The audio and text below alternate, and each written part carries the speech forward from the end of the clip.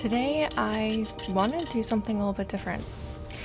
So, I have felt stuck lately with my work. And this is something I help artists overcome every day. And I know that the things that I talk about on this channel already work for that. But I was having a little bit of trouble just helping myself through it and couldn't quite figure out why. So today I want to talk about what I figured out was actually the problem and how I took steps to overcome it. Now, there's two big things I will say here. One is, yes, all of these strategies that I talk about are really, really helpful. And the second thing is that I don't think I would have needed all of these strategies, except for the fact that unlike my students, I don't have a support system. I don't have a mentor or a coach or just somebody that I can turn to help me work through this. It's not that I don't have support generally, but this is the one area where I really don't have a key resource that I know works really well for people. So as I go through this, I hope what I share is really helpful. I hope that if you're feeling blocked, that these things can help make sense of that block for you. And if this doesn't feel like it's moving the needle enough for you, I think the thing that is really going to make a difference is having some kind of support or accountability. If you're interested in that being through me, I will include a link to apply to work with me in the description. And I would love to hear what's going on for you when you apply, if that is the reason that you would like to reach out. Okay, so that being said, let's talk about this. So I'm actually taking a break from working on a painting that has really helped me to break through this, to talk about this. So I am right in the thick of it. And so I'm really excited to be making this video, actually, because I can talk about exactly the things that I'm smack in the middle of that are really, really fresh for me and share those with you. So the first thing that I realized was really getting in the way for me in terms of not being able to sit down and paint as often as I wanted, or, at its most extreme, like just not sitting down and doing any painting at all, was just how busy I was.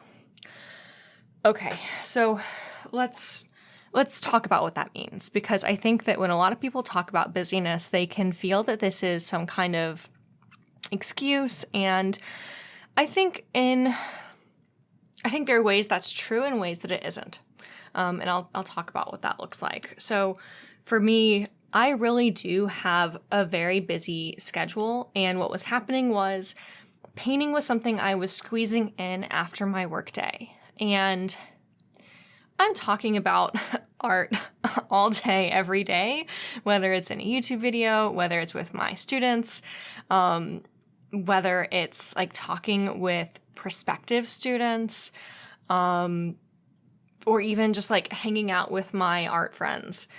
It is constant. And I realized that as a result, art wasn't like a break for me at the end of my day.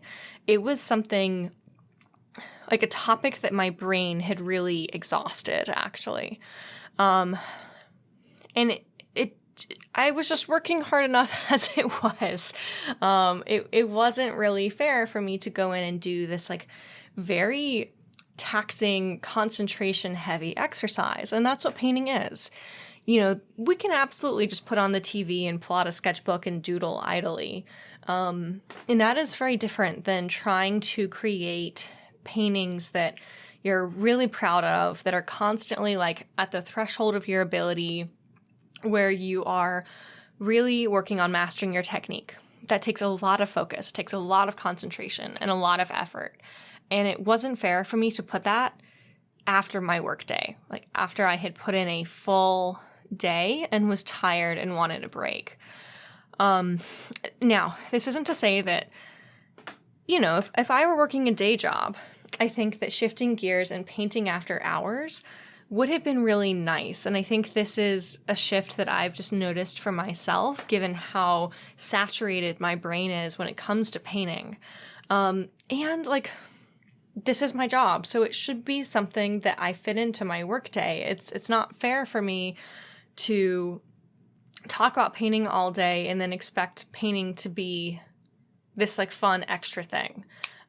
It needed to be something that I fit into my workday one way or another. And my work calendar was totally full.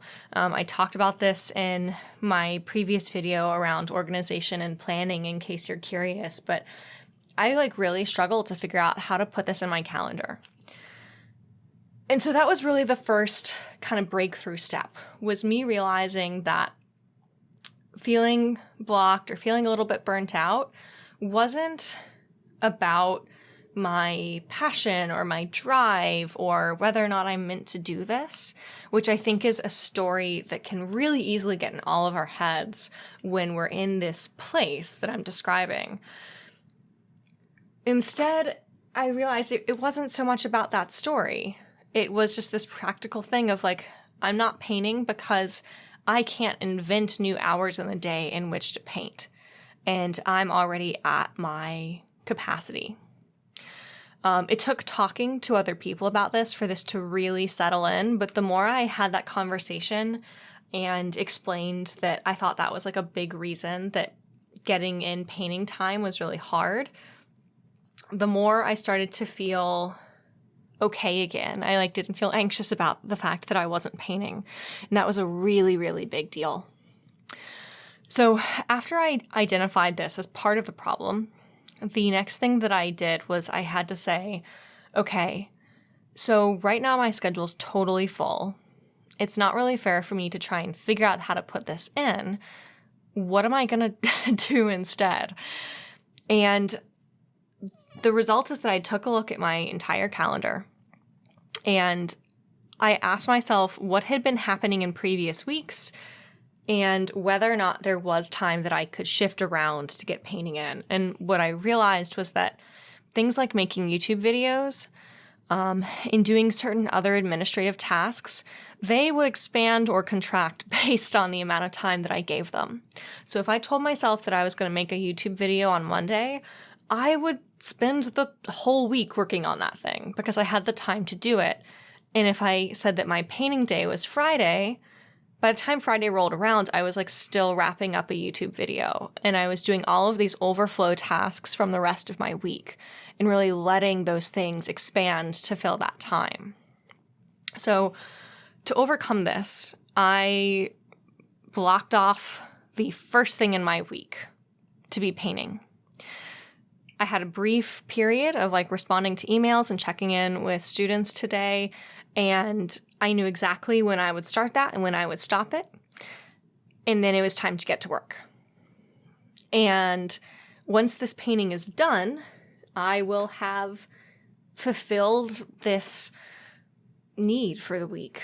For lack of a better word, I will have achieved this objective and I won't have to go back to this for the rest of the week, and I can fully focus on those other tasks that normally I would have done on Monday.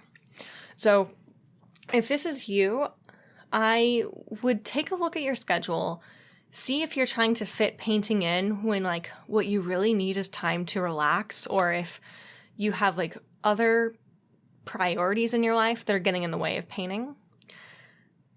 Tell yourself it's okay, that that's totally understandable, and then see if there is a way to block off time for painting when you have energy before you start with other tasks that will get in the way of painting. I know this won't solve the problem for everybody. I know that other people have totally different life circumstances and they can't always control when other things come up, whether we're talking about family or we're talking about a day job or just other responsibilities or things you have in your schedule. But I do think that taking an honest look at exactly how you're spending your time and what your demands are, and also what your needs are to just unwind and relax, and making sure that you accommodate that as well, and then figuring out how you can prioritize painting and really protect that time and protect your energy around that time, I think will be very helpful.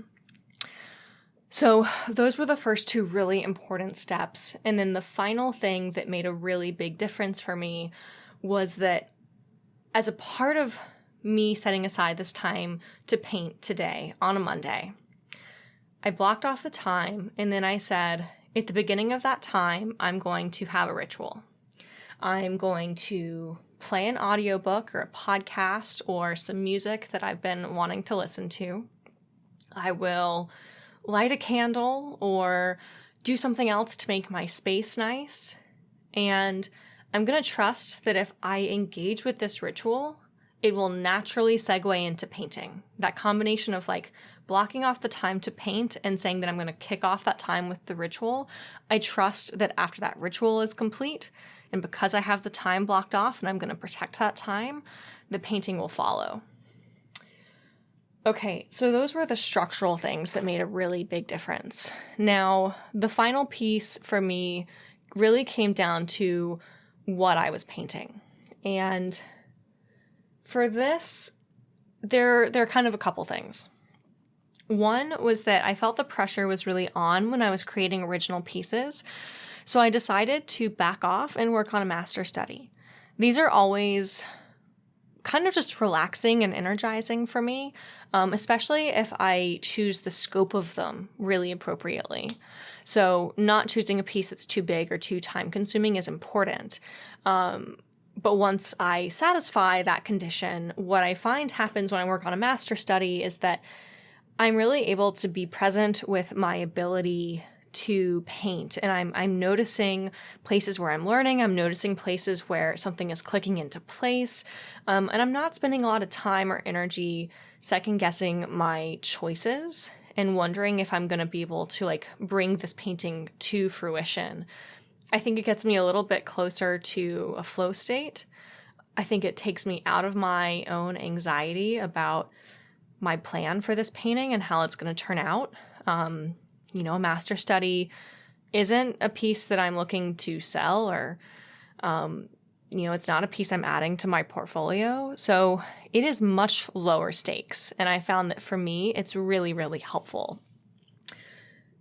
And the result is that as I've been working on this painting, I've really just had so many moments of enjoying like, oh, that's how you get that brush mark, or like, oh, I love this like variety and richness of colors that I haven't noticed in my work before. These things are really, really nice. And I find that I have to kind of force myself to stop painting because I can feel that flow state coming on, but I am starting to get like a little tired. I need to force myself to shake things up. So that's really, really encouraging. Now, as far as what I'm going to do next, I have a couple of thoughts. The next part of this plan is that I do have a content plan. So I literally sat down, I made a list of the kinds of pieces that I might enjoy making and that I think would really set myself up to have a really nice time in the studio. This time was really deliberately spent. I didn't consider this like frivolous time. For me, sitting down and brainstorming ways that I could get into the studio and really enjoy that time was very, very helpful. And one thing that came out of that was that after this, I'm going to really focus on pieces that feel low stakes, both in terms of being smaller pieces, and pieces where I feel that I can just sort of play a little bit more.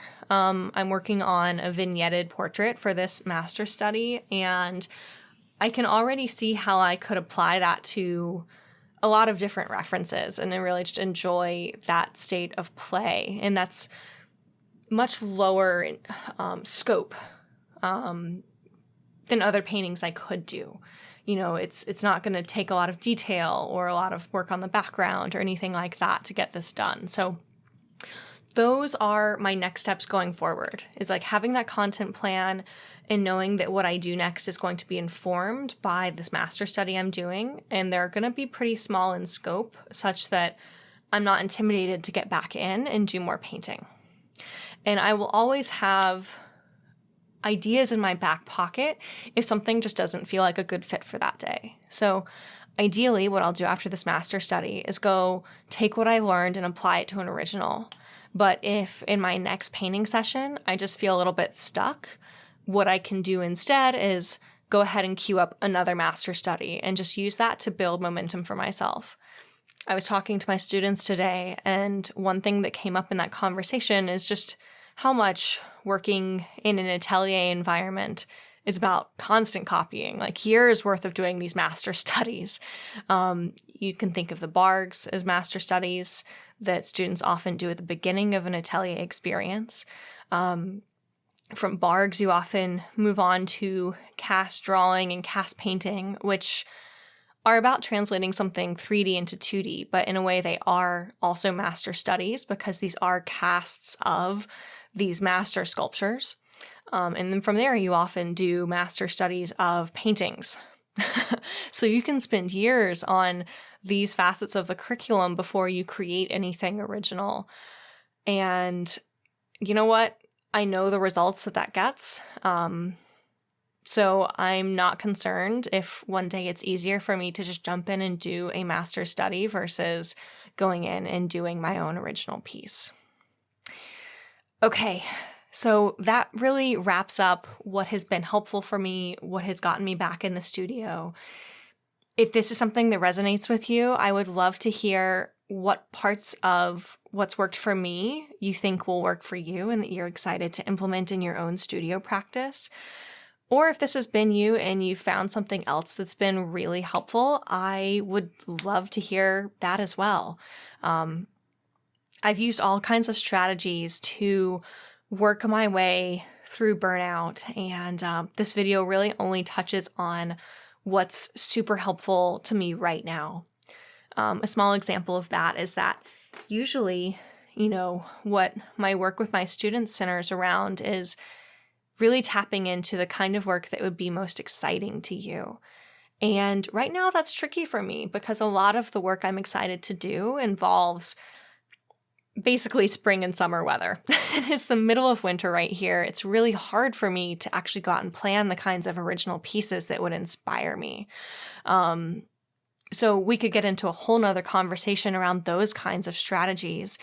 And I don't want you to think that these are the only tools in your toolkit to work through block or work through burnout, but these are what have really helped me right now. And I'm excited to hear about what you think is going to be really helpful for you. All right, with that, I'm going to wish you happy painting. If you're interested in getting some support from me around this, again, that link is in the description. And until next week, I hope it's a really good week in the studio.